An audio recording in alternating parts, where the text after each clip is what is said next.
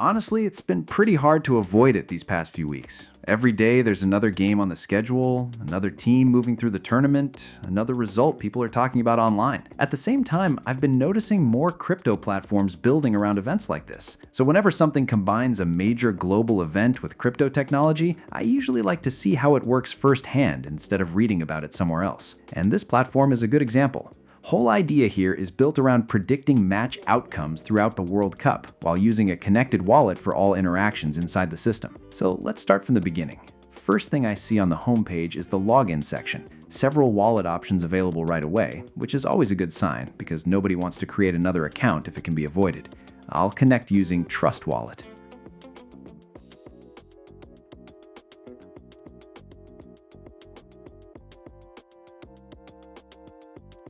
Good. Connection completed. My wallet address is visible at the top, so everything linked correctly. So platform opens access to all of the tournament fixtures. Upcoming matches are listed here. Completed matches are stored separately, and there are a few filters available to make finding specific games easier. So let's open one of the matches that's coming up next.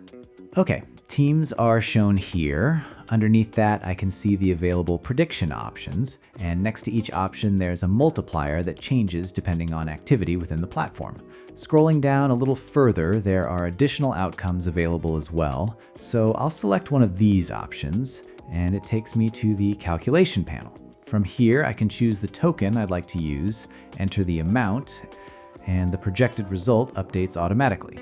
Everything looks fine so far, so I'll confirm my bet. And a few seconds later, the confirmation comes through, and just like that, my position appears in this panel.